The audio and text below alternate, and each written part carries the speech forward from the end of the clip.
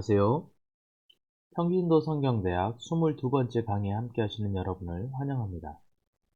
이제 예수님의 용서를 향한 열정의 마지막 일주일의 사역을 살펴보겠습니다. 예수님의 마지막 사역은 6월절을 중심으로 예루살렘에서 일주일 안에 모두 이루어졌습니다. 죄의 문제를 스스로 해결할 수 없는 인생들을 구원의 길로 이끄시고자 스스로 선택하신 길입니다. 모든 인간의 죄를 사해 주시기 위해 스스로 하나님의 어린 양이 되신 예수님의 공생의 마지막 일주일의 사역이 펼쳐집니다. 이것은 공의의 하나님께서 인간의 죄를 아들이 대신 처벌받게 하심으로 인간이 다시 하나님 앞에 나아갈 수 있는 길을 여신 것입니다. 이러한 용서를 향한 하나님의 열정은 예수 그리스도의 십자가로 나타납니다. 예수님의 공생의 3년은 결국 예수님의 마지막 일주일로 귀결됩니다.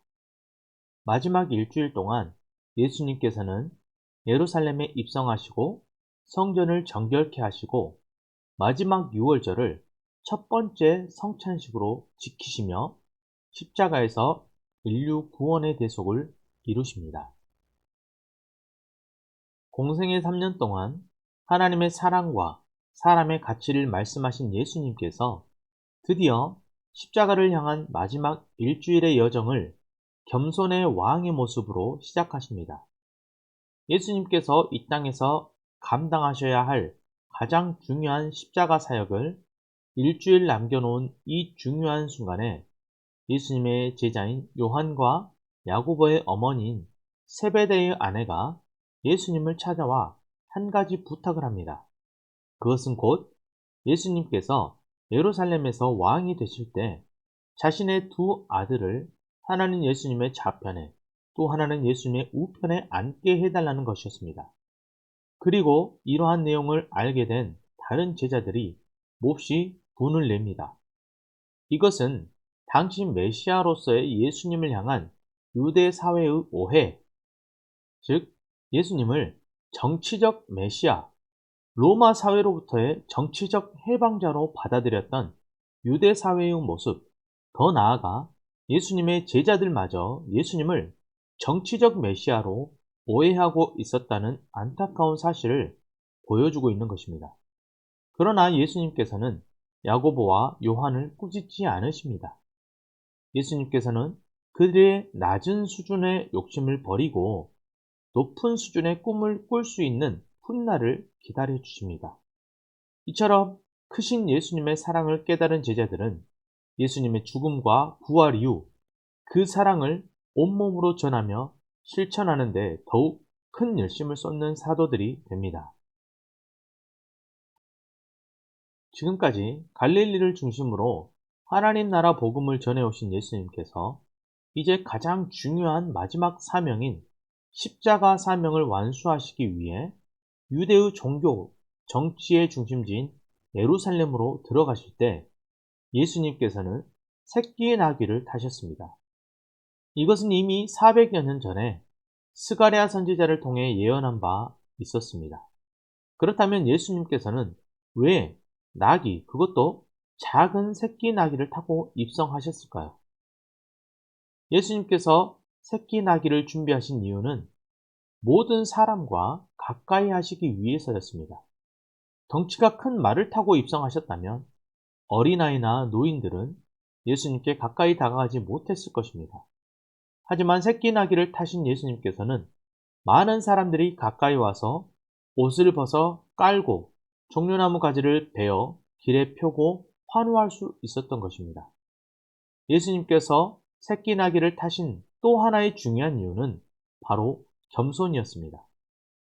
예수님께서 새끼 나귀를 준비하신 것은 겸손하고 온유한 마음으로 사람들에게 가까이 다가가서 그들을 위로하고 격려하시겠다는 뜻이 담겨 있었습니다.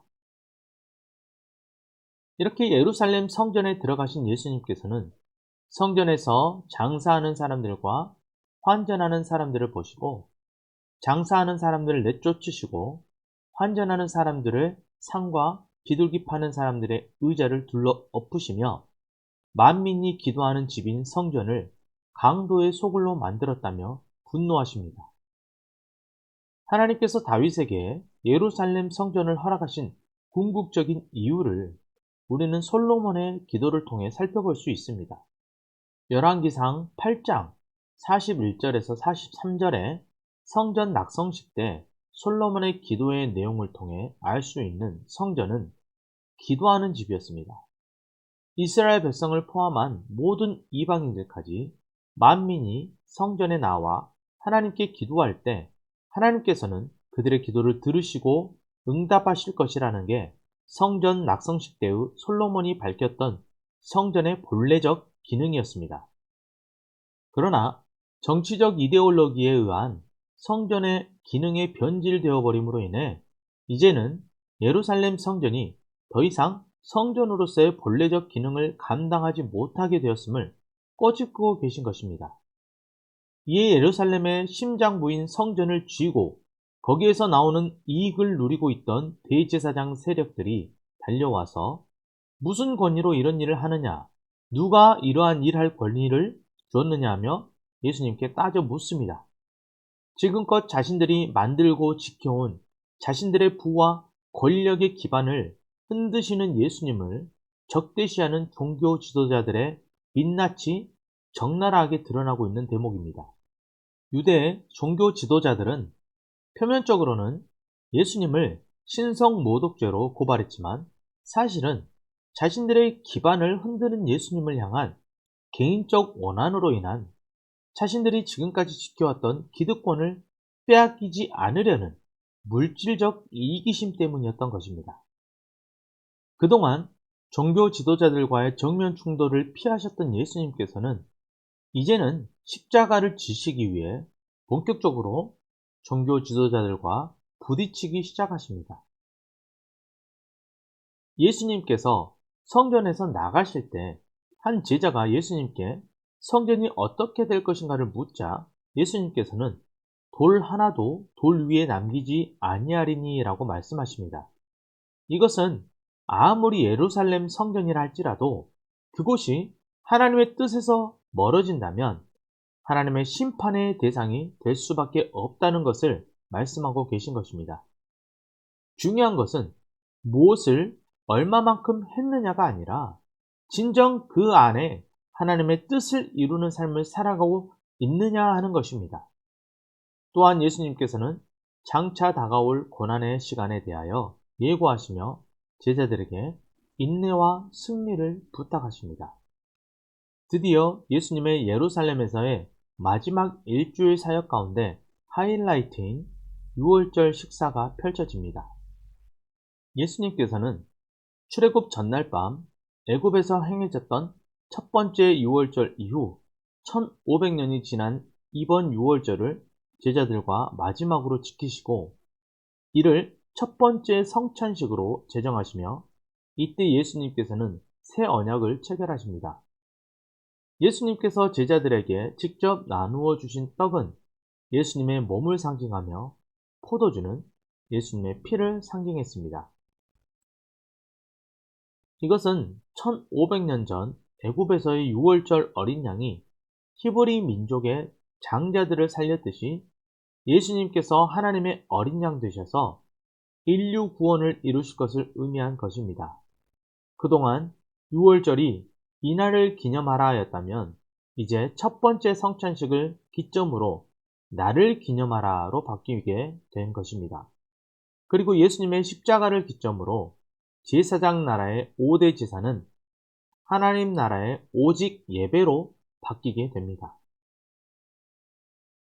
예수님께서는 제자들과 마지막 6월절이며 곧 첫 번째 성찬식을 거행하신 후 그 밤에 기도하기 위해 감람산으로 가셔서 하나님께 이렇게 기도하십니다. 아버지여, 만일 아버지의 뜻이거든 이 잔을 내게서 옮기시옵소서. 그러나 내 원대로 마시옵고 아버지의 원대로 되기를 원하나이다. 이 기도의 내용을 통해 십자가의 고통에 대한 예수님의 심경을 확인할 수 있습니다. 예수님께 있어서 십자가 형벌은 크게 두 가지 고통을 수반하는 형벌이었습니다. 먼저는 육체적 고통입니다. 당시 로마 사형제도였던 십자가형은 인간이 숨을 거두는 그 순간까지 가장 극심한 고통을 줄 수 있는 처형 방법이었던 것입니다. 또 한 가지는 하나님과의 영적 단절의 고통인 것입니다. 하나님의 아들이시며 완전한 신이신 예수님께서 십자가를 지시는 그 순간 하나님께서는 예수님을 당신의 아들이 아닌 철저한 죄로 여기셨습니다. 예수님에게 있어 육체적 고통보다 오히려 아버지 하나님과의 관계적 단절의 고통을 훨씬 더 큰 고통으로 다가왔습니다. 그러나 예수님께서는 누구보다 아버지 하나님의 뜻을 아셨기에 이러한 십자가의 고난에 순종하기로 결심하십니다. 그리고 이를 위해 땀방울이 핏방울이 될 정도로 혼신의 힘을 다해 기도하셨습니다. 그때 예수님을 배신한 가룟 유다가 산헤드린 공회 사람들과 함께 예수님을 체포하기 위해 그 밤에 그곳 감람산에 나타납니다. 베드로는 예수님을 잡으러 온 자들 가운데 한 사람이었던 대제사장의 종 말고의 귀를 칼로 베입니다. 그 장면을 보신 예수님께서는 자신의 아내보다도 귀를 베인 말고를 불쌍히 여기시며 그의 귀를 고쳐주십니다. 그렇게 한밤중에 산헤드린 공회에 체포되어 가신 예수님께서는 그 밤에 1차 산헤드린 공회 재판을 받으십니다. 한편 1차 산헤드린 공회 재판이 열렸던 대제사장의 집 안뜰을 영어 성경에서는 캐슬, 즉 성체라고 표현할 정도로 큰 성으로 70여 명의 재판관들이 모여 재판을 할 수 있었고, 동시에 베드로를 비롯한 수많은 방청객들이 드나들 수 있을 정도의 엄청난 규모였다는 것을 알 수 있습니다. 당시 유대는 로마 제국의 식민지였음을 감안할 때 대제사장이 종교적 권력으로 막대한 부를 축적할 수 있었음을 짐작케 하는 부분인 것입니다. 대제사장을 비롯한 예수님 당시의 산헤드린 공회가 가진 권한은 크게 네 가지였습니다. 첫째는 예루살렘 성전 헌금 예결산 권한, 둘째는 3대 명절인 유월절, 오순절, 초막절의 관리 권한, 셋째는 종교법, 즉 율법으로 재판하고 판결 및 처형할 수 있는 권한, 넷째는 유대 내부 및 로마 제국 전역에 있는 해당 관리 및 공문 발송 권한이었습니다. 그리고 그들은 로마 제국조차 함부로 하지 못하는 마치 시해복권 같은 예루살렘 성전에서의 주도권을 가지고 있었습니다. 이러니 그들이 종교 기득권을 내려놓는다는 것은 상상조차 할 수 없는 일이었던 것입니다. 이처럼 막강한 권한을 가지고 있던 대제사장을 비롯한 산헤드린 공회는 자신들이 지금까지 온갖 권력과 결탁하여 힘들게 쌓아왔던 그들의 틀, 그들의 모든 기반을 뿌리채 흔들려고 하는 예수님을 결코 좋은 시선으로 바라볼 수 없었습니다. 그들은 메시아로 오신 예수님 앞에 엎드려 절하기는커녕 오히려 예수님께 달려들어 침을 뱉고 주먹으로 때리고 욕하며 예수님을 신성모독자로 정죄했습니다. 그들은 그들 재판에 따른 판결대로 예수님을 처형하는 대신 로마 제국이 유대에 파견한 총독에게로 예수님을 보냅니다. 산헤드린 공회는 종교재판 대신 로마 제국을 통한 정치재판으로 예수님에 대한 재판을 이끌어 돌로 쳐 죽이는 대신 로마 제국의 형틀인 십자가에 매달아 죽이기로 모의했던 것입니다. 그들은 예수님께 신성모독죄를 씌움으로 인해 대중들에게 예수님은 하나님의 신성을 모독했으며 그로 인해 하나님의 저주를 받아 죽게 되었다는 것을 보여주고 싶었을 것입니다. 이것은 그 이면에 감추어진 그들의 더러운 탐욕과 죄악의 수치를 감추고자 하는 또 다른 측면의 추악한 모습이기도 한 것입니다. 이러한 이유로 잡히신 예수님을 향한 두 가지 질문이 있습니다. 하나는 대제사장의 네가 하나님의 아들이냐는 종교적 측면에서의 질문이었습니다. 또 하나는 빌라도의 내가 유대인의 왕이냐는 정치적 측면, 즉 정치적 반란을 모반하려는 의도가 있는지에 대한 질문이었습니다. 그러나 예수님에게서 정치적 모반의 어떠한 죄도 발견하지 못한 빌라도는 이것이 결국 유대인의 종교적 문제에서 비롯된 것임을 알고 예수님을 헤롯에게로 보냅니다. 그러나 헤롯 역시 예수님을 사형에 처해야 할 어떠한 제목도 찾지 못합니다. 예수님의 재판은 결국 다시 빌라도에게로 넘어오게 됩니다. 종교 지도자들에 의해 선동된 민중들은 빌라도에게 예수님의 처형을 더욱 강력하게 요구하게 되고, 빌라도는 아무 죄 없으신 예수님과 점점 커져가는 군중들의 아우성 사이에서 갈등하다가 잘못하다가는 밀란이 생길 수 있다는 우려에 결국 십자가형을 선고하게 됩니다. 판결은 빌라도가 내렸지만 실상은 예수님께서 스스로 십자가를 선택하신 것입니다. 이 땅에 오신 목적을 이루시기 위해 예수님께서는 미움과 멸시를 감당하시며 묵묵히 십자가로 향하고 계신 것입니다.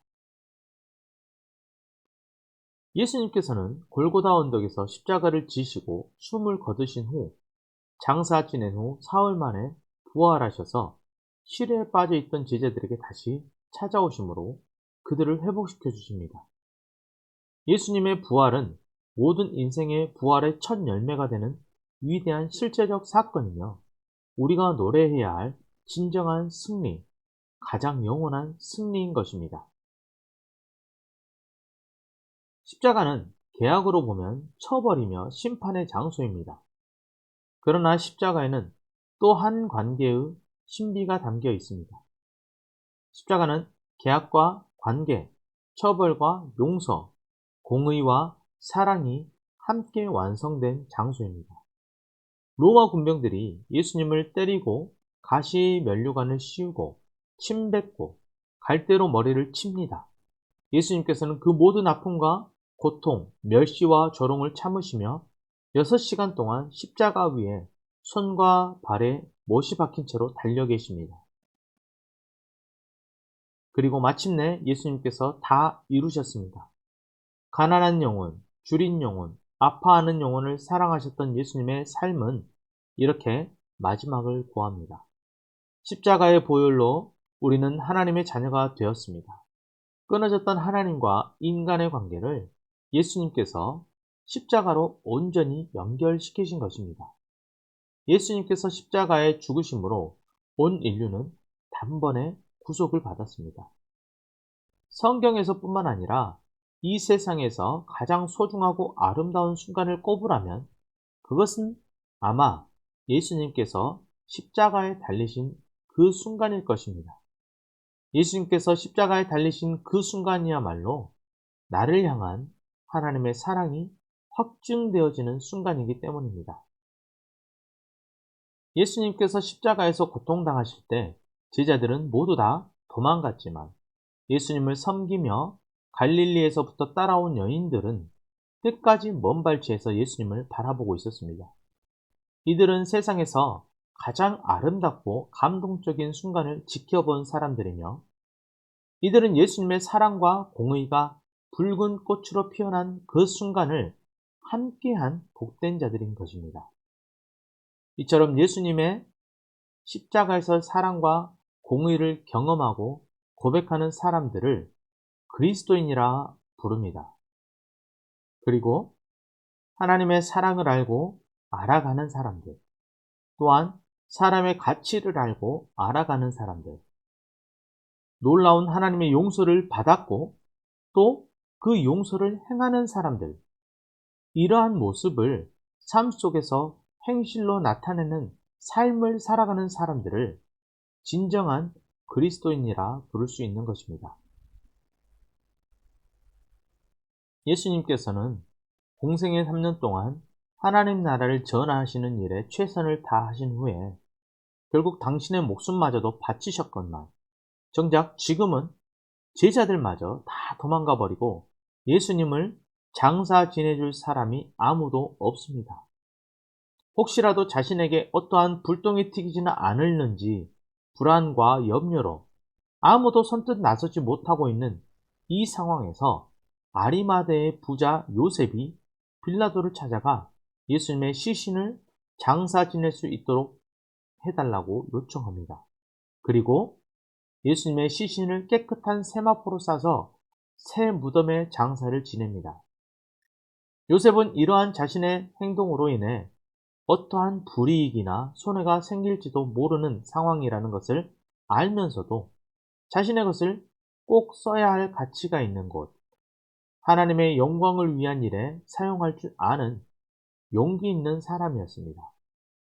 요셉과 같은 그리스도를 향한 이러한 용기와 헌신이 이 시대를 살아가는 우리에게도 필요한 것입니다. 예수님께서는 십자가를 지시기 전에 이미 제자들에게 십자가에 못 박혀 죽으셨다가 제3일에 살아나리라고 말씀하신 바 있으십니다. 그러나 이러한 부활의 약속을 직접 들은 제자들은 정작 안식 후 첫날 새벽 예수님께서 말씀하셨던 부활의 그날에 부활의 현장에 아무도 찾아가지 않는 안타까운 모습을 보여줍니다. 그날 새벽 부활의 현장에 찾아와 부활의 주님을 만난 사람은 예수님과 3년 동안 동거동락했던 제자들이 아닌 그저 예수님을 향한 사모하는 마음과 열심히 예수님을 위해 무덤에 찾아왔던 두 여인, 막달라 마리아와 다른 마리아였습니다. 예수님의 약속의 말씀을 받았던 제자들은 예수님의 약속의 말씀을 기억하고 붙들기보다는 예수님의 죽으신 그 상황으로 인해 상심과 절망 가운데 빠져 있었습니다. 예수님께서는 이런 제자들을 찾아와 주시고 40일 동안 수행하시며 다시금 그들에게 힘과 사명을 주십니다. 예수님께서는 제자들의 부끄러웠던 지난 과거와 아쉬움을 모두 덮으시고 그 부끄러움을 열심히 회복시키시며 다시 새로운 관계를 시작하신 것입니다. 이처럼 우리의 신앙, 우리의 믿음을 새롭게 하기 위해 우리에게 꼭 필요한 것은 바로 부활하신 예수님을 인격적으로 만나는 것입니다. 예수님의 죽으심으로 흩어졌던 제자들은 부활하신 예수님을 경험한 후 다시 예루살렘으로 모이기 시작합니다. 그리고 드디어 오순절 성령 강림의 역사를 경험한 제자들은 이후 죽음조차 불사하며 천국 복음을 전파하는 증인으로서의 삶을 살아가게 됩니다. 그리고 이러한 제자들의 모습을 통해 비로소 교회의 역사가 시작이 됩니다. 이처럼 하나님께서는 오늘도 우리를 통해 천국 복음이 증거되어지기를 원하고 계십니다. 이 시대에 우리가 진정한 복음의 증인의 삶을 살아가기 위해서는 먼저 부활하신 예수 그리스도와의 인격적인 만남이 있어야 할 것입니다. 부활의 주님과의 이러한 인격적인 만남을 간절히 사모함으로 이 시대의 그리스도의 참된 증인으로서의 믿음의 삶을 살아가시기를 바랍니다. 다음 시간에는 42과 열리는 제자시대, 2차, 3차, 4차 산헤드린 공회 재판, 그리고 43과 바울의 1차 전도 여행, 예루살렘 공회의 내용을 살펴보도록 하겠습니다. 수고하셨습니다.